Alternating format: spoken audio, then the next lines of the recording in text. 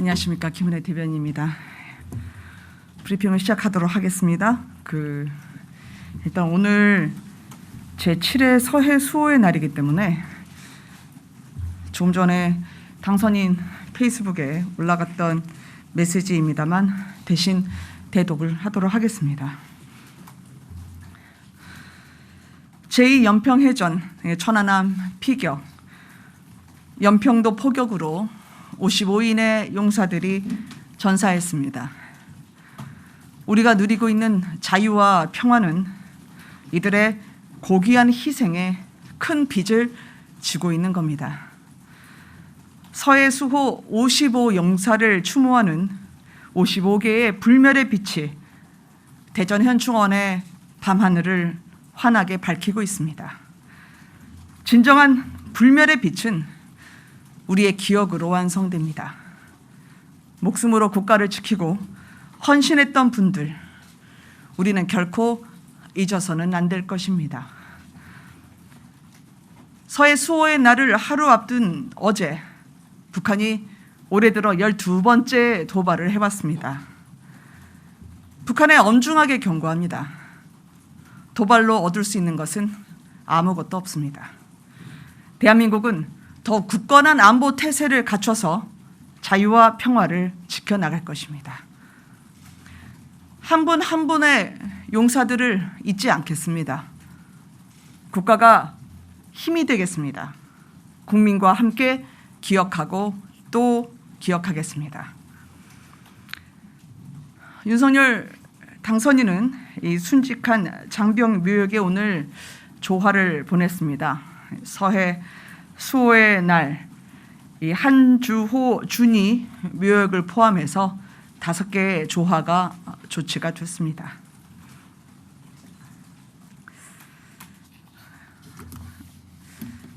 이어서 오늘 말씀드릴 수 있는 윤석열 당선인의 일정은 시진핑 중국 국가주석과의 전화 통화입니다. 윤석열 당선인은 오늘 오후에 시진핑 주석과 전화 통화를 합니다. 무엇보다 윤석열 당선인에 대한 당선 축하 인사를 계기로 마련이 됐습니다. 그리고 통화가 성사된 만큼 양국 관계 발전을 위한 기본 원칙, 그리고 공감대 형성을 위한 노력이 이루어질 것으로 보입니다. 무엇보다 올해가 한중 수교 30주년입니다. 한중 관계가 보다 협력적 관계로 발전될 수 있도록 그 방안이 모색될 것으로 기대합니다. 어제 북한이 ICBM 탄도미사일을 발사해서 이 엄중한 한반도 안보 상황에 대해서도 당선인과 시 주석 간의 긴밀한 협의가 이루어질 것으로 예상합니다. 한반도의 긴장을 끌어올린 도발입니다. 거론을 안 할 수가 없죠. 어제 늦은 밤까지 윤석열 당선인은 북한의 ICBM 발사와 관련해서 인수위원회 외교안보분과 김성환 간사 등 위원들과 상황 점검을 했습니다. 그리고 앞으로도 면밀한 안보 태세 점검과 관련해서도 수시로 보고받고 수시로 들을 것입니다. 이와 함께 윤석열 당선인은 어제 민주당 박홍근 신임 원내대표와 전화 통화를 갖고 축하 인사를 전했습니다. 전화 통화 내용은 이 박홍근 원내대표에게 선출을 축하드린다. 그간 을지로위원회 위원장으로 우리 사회 약자에 많은 관심을 기울여 주신 것을 잘 알고 있다. 특히 윤석열 당선인이 소상공인 자영업자 신속 보상에 대해서 관심을 갖고 있는 만큼 앞으로 저희의 생각과 일치하는 부분이 있다 생각한다 라고 말을 했습니다. 그래서 박홍근 신임 원내대표에게 민주당 원내대표죠. 국회와 함께 잘 소통해서 협치를 이끌어가기를 희망한다 라는 말로 전화를 마무리했습니다. 오늘 오전에 10시쯤 장제원 비서실장을 통해서 박홍근 신임 원내대표에게 축하난을 전달할 예정입니다. 예, 오늘 드릴 일정은 여기까지입니다. 질문 있으시면 저희가 받도록 하겠습니다. 네. 네, 어제 북한이 ICBM 발사를 왜 했다고 보시는지, 의도가 뭐라고 파악하시는지 궁금합니다. 북한이 2, 3년간 지속되었던 모라토리움을 깼죠. 이게 핵실험 그리고 ICBM 발사 자제 조치를 스스로 봉인을 해제한 셈인데, 저는 북한의 메시지가 두 가지가 함축되어 있을 거라고 생각합니다. 하나는 미국을 향해서입니다. 지금 현재 우크라이나에 대한 러시아 침공으로 미국 바이든 대통령과 외교 안보적 관심이 집중된 사이에 대미 메시지를 보냈다고 저는 생각을 합니다. 또 하나는 과거에 북한은 늘 대한민국 정부의 정권 교체기에 전략적 우위를 점하기 위한 행동을 해왔습니다. 2017년만 하더라도 9월이었죠. 그 6차 핵실험으로 전 기억하는데, 신정부 출범을 맞이해서 북한은 늘 이렇게 과감하게 도발할 수 있다는 걸 보여왔습니다. 대미 대남 메시지가 저는 복합적으로 작용하고 있다, 그렇게 생각합니다. 네, 또 김영래 기자님. 네, SBS 김영래입니다. 두 가지 좀 여쭤보고 싶은데, 첫 번째로 일단 그 시진핑 주석이 보통은 이제 통상적으로 당선인 신분에서는 통화를 안 한다고 했었는데 이례적으로 좀 통화가 이루어졌는데 그 배경이나 의미가 뭔지 좀 궁금하고요. 그리고 두 번째는 어제 이제 문재인 대통령이 그 국가안보실에 당선인에게 북한 ICBM 관련해서 충분한 브리핑을 하라고 이제 지시를 했는데, 이 브리핑 일정이 잡혔는지, 또 이게 그 청와대와 회동에 좀 계기가 될 수 있을지 좀 궁금합니다. 물론 그 시진핑 국가주석이 당선인 신분의 국가 차기 지도자와 전화 통화를 한 사례는 없는 것으로 알고 있습니다. 그만큼 이례적이죠.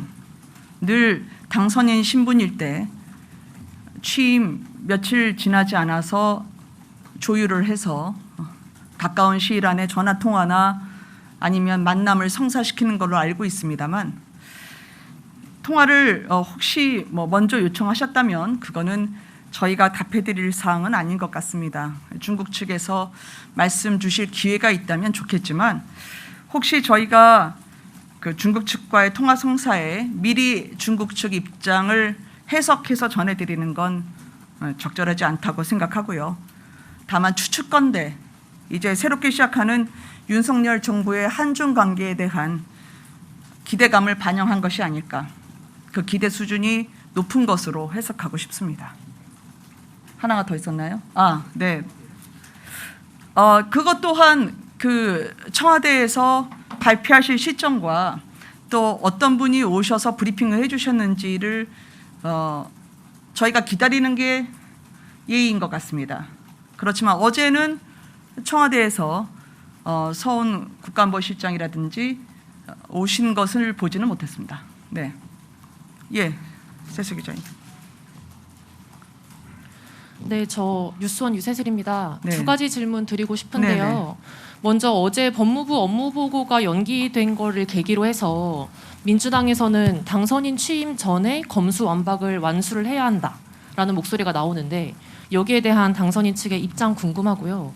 또 두 번째 질문은 청와대하고 갈등 요인 중에 하나가 지금 감사원, 감사위원 임명 문제인데, 네. 만약에 청와대가 당선인과의 협의 없이 감사위원을 임명하게 된다면 어떤 대응 방안을 강구하고 계신지 궁금합니다. 예. 저 두 번째 질문은 저희가 가정을 전제로 한 질문에는 사실 답하기가 어렵습니다. 그런데 만약에 저희라면 임기 말에 권력을 감시하고 견제해야 할 감사원에 우리 정부 사람을 보내는 일은 안 할 것 같습니다. 왜냐하면 국민이 보시기에 상식에 어긋나는 일은 하지 않을 겁니다. 또 하지 않겠습니다. 이 답변이라면 첫 번째 질문도 제가 가름할 수 있지 않을까 합니다. 국민이 보시기에 상식에 맞는 인수위원회와 정부 업무 인수인계 절차가 진행되기를 바라고 촉구합니다. 예, 후민 기자님. 예, 후민 기자님 마이크가 곧 왔어요. 예, 저 아까 지금 서훈 국가안보실장 만난 거 아직 없다고 하셨는데 네, 혹시 오늘 어제요. 비공개로라도 조금 오늘 계획 있으신지 좀 확인 예, 그 부탁드리겠습니다. 계획을 예비하고 있다면 아마 청와대에서 일정을 잡으시고 적절한 시기에 발표 가능 여부도 말씀해 주시지 않을까. 당사자인 청와대의 그 발표 없이 저희가 미리 말씀드리는 것은 그것은 상대에 대한 그 예의가 아니다라는 그런 측면에서 말씀드렸습니다. 청와대 한번 더 확인을 해봐 주시면 감사하겠습니다. 예, 태영 기자님. 네, 뉴스핀 김태훈입니다. 네. 저 당선인님께서 후보 시절부터 좀 협치를 하겠다고 강조해 오셨는데 사실 네. 법무부 업무보고 연기도 그렇고 지금 좀 협치가 없는 거 아니냐 이런 네네. 지적이 나오고 있습니다. 좀 당선인께서 협치를 위한 좀 노력 방안이 좀 있으신지 궁금합니다.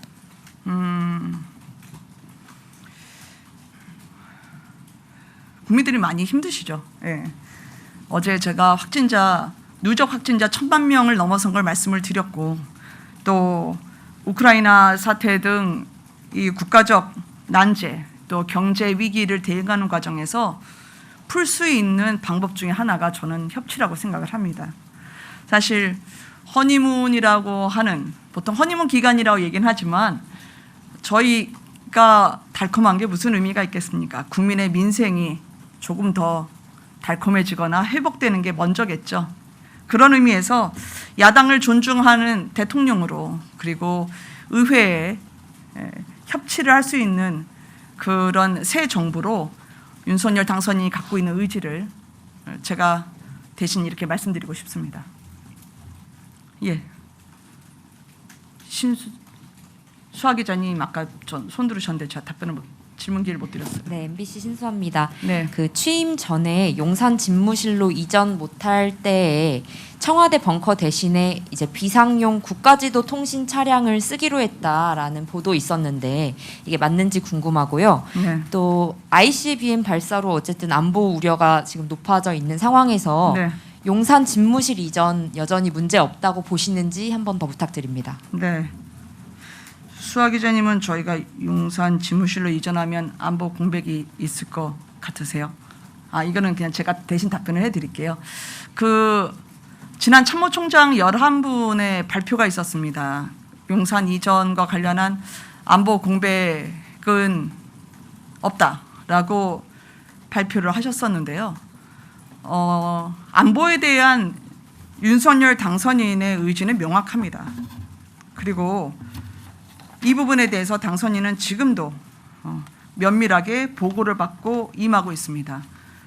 국민의 생명과 안전을 지키는 데 국가의 의무와 역할이 있기 때문에 이 부분에 대한 안보 공백이 없고 오히려 더 국방부 청사로 저희가 들어가는 것을 국민들께서 저희가 국민 속으로 들어가는 통합과 소통의 의지뿐만 아니라 안보에 있어서도 더 확실하고 안보 강국으로 든든한 외교 안보를 펼칠 것을 국민들이 믿고 선택해 주셨다고 그렇게 생각을 합니다. 또한 앞으로 북한의 어떠한 도발과 관련해서도 국민 여러분들께 그 믿음에 변치 않도록 저희가 노력하도록 하겠습니다. 질문 뭐 하나 놓쳤나요? 그거는 벙커 부분은 참 많은 기자님들이 질문을 해 주시는데요. 이 또한 외교 안보 문제가 또 국민의 안위를 지키는 문제가 마치 생중계되듯이 저희의 논의 사항을 발표해 드리는 것도 온당치 않을 뿐만 아니라 지난번에 말씀드렸던 것처럼 저희가 5월 10일에 저희의 직무를 시작할 때쯤이면 어떻게 확실하게 벙커도 저희가 완비할 수 있을지 전해드릴 수 있을 겁니다. 새로 만드는 것이 아니기 때문에 추가로 저희가 무슨 다른 별도의 장소에 C4I를 만들거나 그런 게 아니기 때문에 이 부분은 저희가 정확하게 말씀드릴 기회가 올 겁니다. 저는 그건 아직 확인을 못했습니다. 네. 예. 예, 어제 예, KBS 박민철입니다. 안녕하세요. 예, 어제 그 북한에서 ICBM을 쐈는데 네. 당선인께서 후보 시절에 북한의 미사일에 대해서 네. 사드를 좀 추가로 도입하겠다는 말씀하셨잖아요. 네네네. 혹시 이 공약을 조기에 뭐 이행하거나 아니면은 좀 빠르게 조치할 계획 같은 게 있으신지 궁금합니다. 네.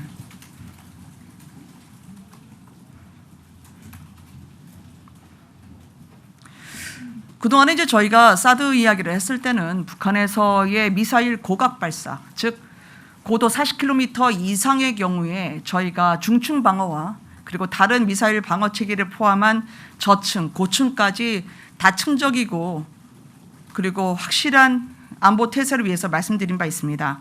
그러나 지금 인수위원회에서 저희가 앞으로 추후 논의가 진행될 것이기 때문에 지금 저희가 확정된 사안에 대한 정부의 결론을 내리기에는 인수위 진행 사항을 봐주셨으면 좋겠다 말씀드리고요. 그러나 그 공약은 지키라고 내는 것이죠. 그리고 그 약속을 지키는 윤석열 당선인의 행보는 여러분들께서 기자님들 계시는 프레스 라운지를 방문하거나 아니면 여러 약속을 이행하는 그동안의 과정에서 잘 이해해 주시리라 생각합니다. 두 번째 질문이 사드 외에 그랬어요? 그거였죠. 특별히 윤석열 당선인의 입장이 왜 미사일 발사 때마다 나오지 않느냐라는 그런 질문을 많이 받습니다. 그런데 선거 때는 윤석열 당선인이 후보로서 자유롭게 입장 표명을 할 수 있었습니다. 북한의 미사일 발사나 도발 행위에 대해서 말이죠. 그렇지만 당선인의 이름은 다시 말하면 차기 대통령입니다. 그래서 안보에는 원보이스입니다. 그것은 군 현재 최고 통수권자는 문재인 대통령입니다. 저희가 일사불란한 외교 안보 관리가 이루어질 수 있도록 그리고 군 최고 통수권자의 지휘가 명료하게 이루어질 수 있도록 반보 뒤에 서 있는 것이 관례이자 저희의 도의라고 생각을 합니다. 늘 그것은 당선인과 현 대통령 사이에서 항상 지켜지고 있었던 관례였습니다. 네, 동환 기자님.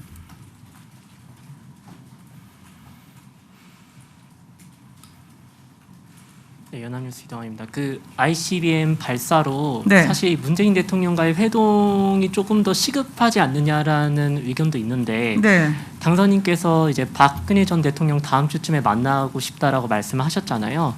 건강이 회복하신다면. 네, 네. 그 문재인 대통령과의 회동 일정을 잡는 데 있어서 이런 박 전 대통령과의 회동 선후 관계를 좀 고려하고 계신지랑 언제쯤 구체적인 일정이 잡힐지 말씀. 문재인 대통령 말씀하시는 겁니까? 박근혜 전 대통령 말씀하시는 겁니까? 일단 문 대통령 회동 일정부터요.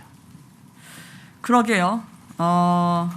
제가 아는 선에서는 어제 문재인 대통령께서 그 대화를 제의하신 부분이 있는 걸로 알고 있는데 물론 앞서 자체 판단이 미흡하거나 판단력이 흐릿해 보이는 것처럼 말씀하시는 거에 대한 유감 표명을 제가 했습니다만 그 뒤에 대화를 제안하신 이후에 저희가 실무 차원에서 청와대로부터 연락을 받은 것은 없는 것으로 알고 있습니다.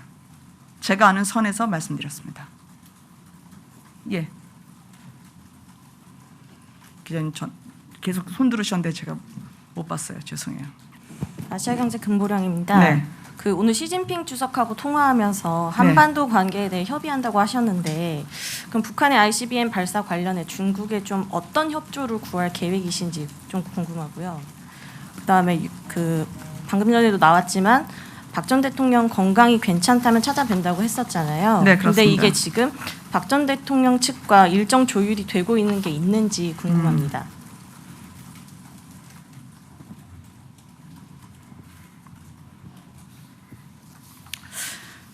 이제 보통 이거는 뭐 모든 정상회담 마찬가지지만 저희는 지금 당선인과 중국 지도자와의 전화 통화이기 때문에 저희가 그 같은 앞으로 신정부 출범 이후에 한중 관계의 발전점 방안을 모색하는 것은 맞습니다. 그리고 사전에 보통 의제가 조율되곤 합니다. 그렇게 서로 전화 통화에도 긴밀하게 소통을 하면서 안건을 조정을 하죠. 그런데 그 최근에 즉 ICBM 발사는 어제의 일이기 때문에 그런 안건 조정에 들어갈 수 있는 시기에는 해당되지 않았습니다만 그래도 오늘 당선인과 시 주석은 이 부분에 대한 논의가 이루어지게 될 것입니다. 그리고 그 결과에 대해서는 저희가 서면 브리핑을 통해서 말씀을 드리도록 하겠습니다. 네.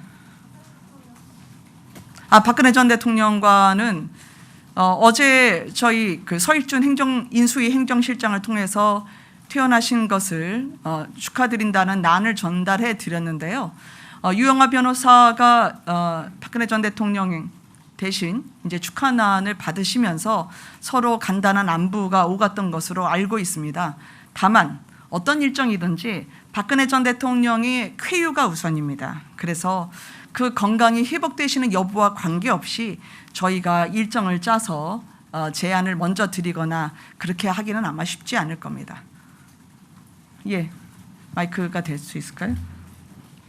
네, 안녕하세요. 한국경제TV 문성필입니다. 안녕하세요. 네, 그 시주석과의 전화 통화에 대해서 추가 질문 드릴 텐데요. 네. 지금 한한령에 대한 이야기도 계속 나오잖아요. 네. 이번 통화에서 그 한한령과 관련된 이야기가 좀 오갈 것인지 궁금합니다.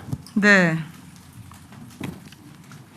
사실 그동안 그 당당한 외교를 많이 이야기를 했습니다. 그리고 한중 양국이 워낙 핵심적인 교역 파트너였죠.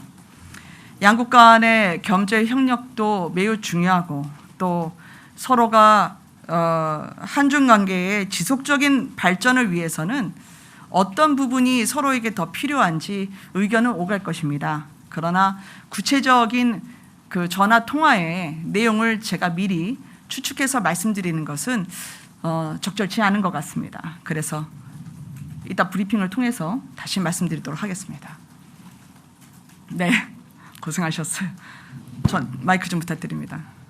그 채널A 홍지은입니다. 네. 그 시 주석과 계속 이례적인 통화다라는 점을 강조하셨는데 네. 그 말인즉슨 중국 측에서 먼저 통화 요청이 들어왔기 때문에 우리가 응한 것이다라는 취지로 이해하면 될지 그게 첫 번째 질문이고요. 네. 그다음에 두 번째 질문은 그 서해 수호의 날 같은 경우는 이제 대통령께서 직접 참석도 검토하셨을 것 같은데 이렇게 네. 페이스북 메시지로 가름하신 그 이유에 대해서도 궁금합니다.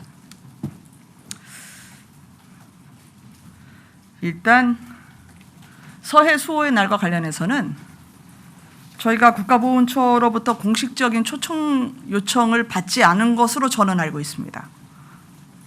그래서 조금 더 확인 작업을 제가 거쳐야 하겠지만 그래서 순국하신 장병들의 모욕에 저희가 조화를 보내는 것으로 대신 하고요. 그리고 메시지도 따로 냈던 것은 오늘은 반드시 기려할 날이기 때문입니다. 시 주석과 관련해서는 정말 많은 분들이 관심을 표명해 주셨는데요. 관례상 그 통화 요청을 누가 먼저 해왔다는 것을 이렇게 공개적으로 말씀은 잘 안 드립니다. 그리고 그러나 그 이전에 저희가 올해 중국과 수교 30주년이라 말씀드리지 않았습니까? 그만큼 양국 간에 상호 존중을 하고 그리고 호의 평등 정신을 바탕으로 해서 보다 건강하고 성숙한 한중 관계가 이루어지기를 희망합니다. 예, 한 두 분 정도만 더 받고 마무리할까요? 네. 데일리언 최현욱 기자입니다. 네, 안녕하세요. 저희 네, 안녕하세요. 용산 집무실 이전 관련해서 네. 좀 각종 여론조사 나오고 있는 게 좀 수치의 차이는 있지만 좀 통상적으로 좀 과반 이상의 국민들이 좀 반대 여론을 좀 나타내고 계신데요. 이에 대한 네네네. 입장 좀 부탁드리겠습니다.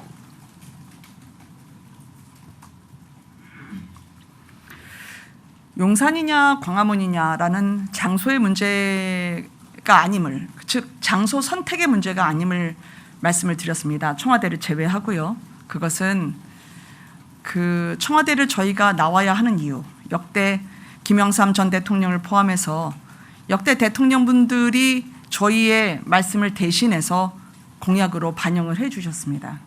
그것은 제가 2번 말씀드리지 않아도 재앙적 대통령제, 그리고 안에 장벽 안에 가로막힌 듯 불통으로 국민과 함께하지 못했던 부분들을 모든 역대 대통령들께서 인지하고 계셨기 때문에 그간의 약속을 하셨습니다. 그렇지만 이런저런 이유로 그 약속을 이루지 못했습니다. 경호든 아니면 대통령을 위한 보안이든 모든 시선의 중심을 대통령에 두었기 때문에 대통령이 국민에게 바라는 시선은 차단될 수밖에 없었을 거라 생각합니다. 대통령분들의 의지가 없었다는 얘기가 아닙니다. 그래서 그 장벽을 넘어서 국민과 함께 가는 데 있어서의 약속을 드렸고, 그 약속을 사상 최대 득표수라는 저희 당 그리고 타당을 합쳐서 역대 대통령 후보들이 받았던 득표수 중에 저희가 최대였습니다. 국민 여러분께서 그것을 대신 공약을 지킬 수 있다면 헌신하고 낮은 자세로 국민에게 봉사하는 초심을 잊지 말아달라 메시지를 주신 것으로 해석하고, 절대 저희가 자만하지 않고 국민 곁에서 낮은 곳에서 함께 임할 수 있는 사람이 되도록, 그런 정부가 되도록 노력할 것입니다. 그러려면 유능하고 능력이 있어야겠죠. 답변이 가름이 됐으면 좋겠습니다. 네. 네, 경향신문 문강원 기자입니다. 네. 그 오늘 아침 보도 중에 그 장제원 현 비서실장이 네네. 대통령 비서실장으로 좀 유력하게 검토 중이라는 얘기가 있어서 네네. 그래서 좀 인선이 좀 어떻게 진행되고 있는지 궁금하고요. 네. 그리고 어제 이제 청와대에서 당선인과의 회동에 대해서 좀 당선인이 직접 좀 판단해달라라고 했는데 네. 좀 여기에 대한 입장도 다시 한번 좀 부탁드립니다.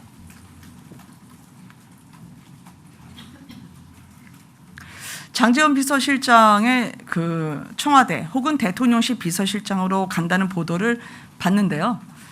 그 대통령 비서실과 관련한 인선은 이제 막 검토 단계에 들어섰을 뿐입니다. 그래서 지금 결론이 난 건 아무도 없습니다. 그리고 2번째 질문에 대해서는 제가 어제 발표해드린 서면 브리핑으로 가름해 주시기 바랍니다. 고맙습니다.